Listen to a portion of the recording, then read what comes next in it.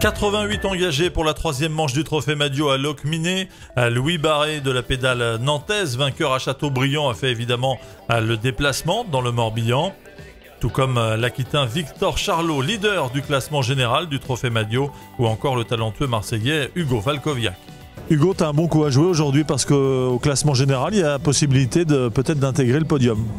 Oui, effectivement, aujourd'hui, il y a une possibilité d'intégrer le podium car Donovan Grondin est absent aujourd'hui et le troisième n'est qu'à un point, je suis qu'à un point du troisième, donc tout est possible pour aujourd'hui. Mais bon, chose inverse également, s'il m'arrive peut-être si je casse le dérailleur ou je crève ou voilà, une petite mésaventure, tout peut arriver aujourd'hui dans cette course.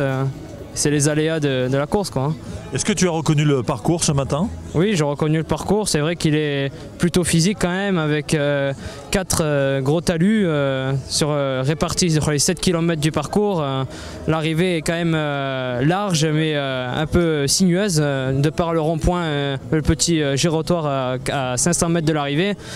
Et donc voilà, on va faire ce qu'on peut. De toute façon, l'arrivée, je pense qu'elle est propice aux sprinteurs, mais également quelques échappées peuvent y s'y glisser, quoi. Ben là pour l'instant le climat déjà c'est plutôt bon. Avec ce qu'ils avaient annoncé ce matin, je pensais qu'on allait faire la course toute la journée sous la pluie, donc déjà c'est une bonne chose. Et puis après je verrai au fil de la course le placement et puis comment la course se déroule, s'il y a des échappées ou pas, et puis on verra au final ce que je peux faire. Bah la pompote ça fait gagner, hein. Tout le monde le sait.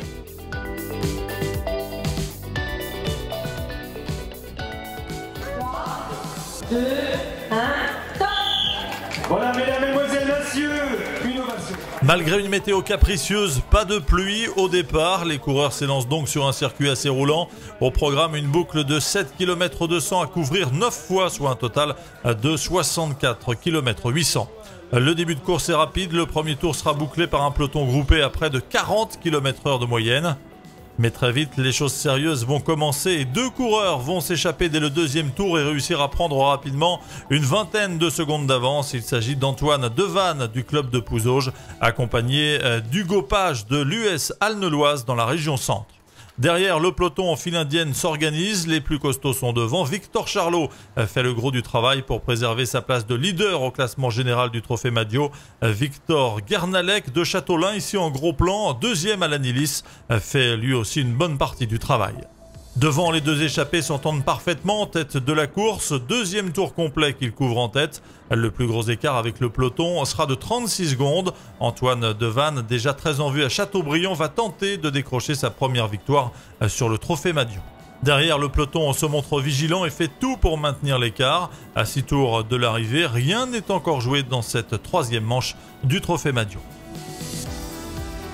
C'est important aussi le Trophée Madio parce que bon, c'est à l'étage des cadets. Là, on est à la Coupe des Nations au niveau des juniors, donc je dirais c'est l'antichambre et ça fait partie aussi de cette dimension qu'on donne au vélo à Locminé sur la jeunesse. Donc c'est un des éléments importants, notamment de ce week-end du Trophée, que le Trophée Madio soit présent à Locminé. C'est la 2e année, je crois, et c'est une très bonne chose. C'est impressionnant de voir à quelle vitesse ils vont, comment ils fonctionnent et comment ils ont déjà le sens de la course. C'est vraiment très étonnant.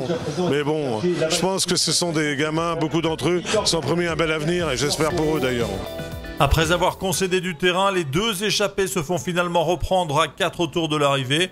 Ils sont désormais 8 en tête et vont devoir braver les nouvelles conditions météo, à savoir la pluie et le vent dans cette fin de course à Locminé. Figure donc dans ce groupe de tête 8 échappés, Antoine Devanne, Lucas Grolier, les 2 sociétaires de Pouzauges.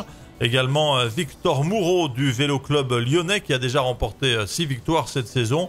Il est aux avant-postes. Hugo Page de l'ES Alneloise est aussi dans ce groupe, l'un des animateurs du début de course. Victor Cambon-Pinot de Vannes, Thibaut Dervez de Châteaulin, Enzo Verger de Laval Cyclisme et enfin Dimitri Soulard de La Châtaigneraie.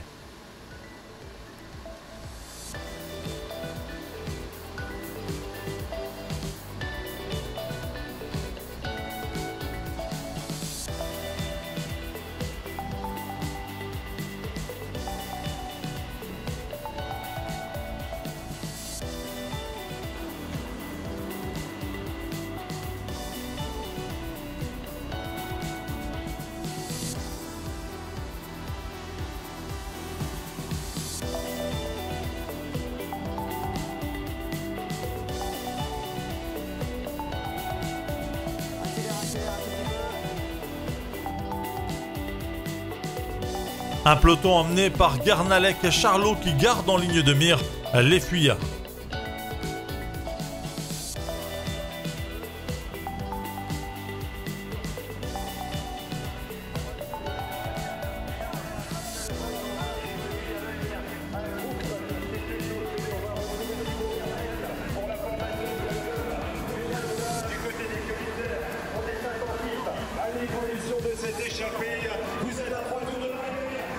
À 3 tours de l'arrivée, soit un peu plus d'une vingtaine de kilomètres, le groupe de 8 compte 35 secondes d'avance sur un peloton toujours emmené par Victor Guernalec qui roule pour faire la jonction. Jusqu'à la fin de course, le peloton aura toujours en ligne de mire les échappés. Durant les 2 derniers tours, la pluie redouble d'intensité. Les premiers signes de fatigue sont perceptibles. Antoine Devanne, le premier attaquant de la journée, va tenter une nouvelle fois sa chance à 2 tours de l'arrivée. Il va réussir à distancer ses compagnons d'une cinquantaine de mètres seulement, mais Victor Moureau va réussir à faire la jonction. Dernier tour de cette 3e manche du Trophée Madio à Locminé, un dernier tour qui va permettre à Victor Guernalec de rejoindre les échappés et de disputer le sprint pour la gagne, mais il est battu sur le fil par l'Angevin Victor Moureau.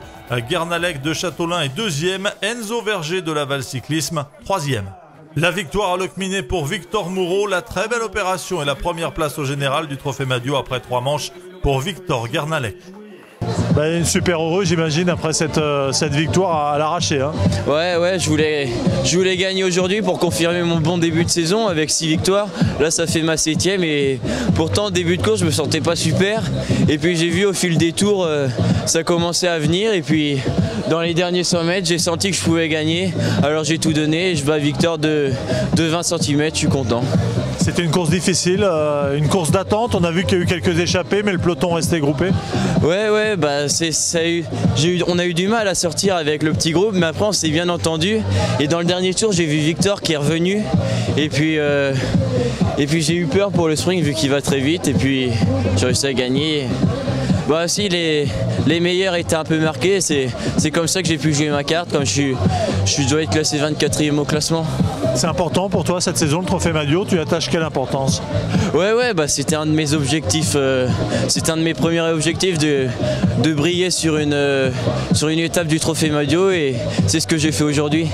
Les différents lauréats avec Miss Morbihan aux côtés de nos sœurs, ravis bien sûr de retrouver ces charmantes demoiselles, Marie-Thérèse Monterjean. Comme j'étais 3e du Madio, ils voulaient pas trop collaborer avec moi. Puis après, j'ai roulé à bloc jusqu'à la fin pour pas que le peloton revienne. Sauf que j'ai peut-être fait une erreur à ce moment-là parce que j'ai roulé peut-être jusqu'au 400 mètres jusqu'à l'arrivée, j'étais devant. J'aurais peut-être dû me mettre un peu derrière peut-être et gicler juste à la fin et peut-être j'aurais pu gagner. Après voilà, c'est un peu rageant de perdre pour quelques centimètres parce que je pense que j'étais bien parti pour gagner. J'ai fait 2e à l'Anilis, 4e au CLM de Châteaubriand, puis après j'ai chuté à Châteaubriand l'après-midi, du coup je n'ai pas pu finir. Là je suis encore 2e, donc voilà, on va essayer de continuer comme ça. Prochain rendez-vous avec le Trophée Madio les 13 et 14 juillet à Renazé.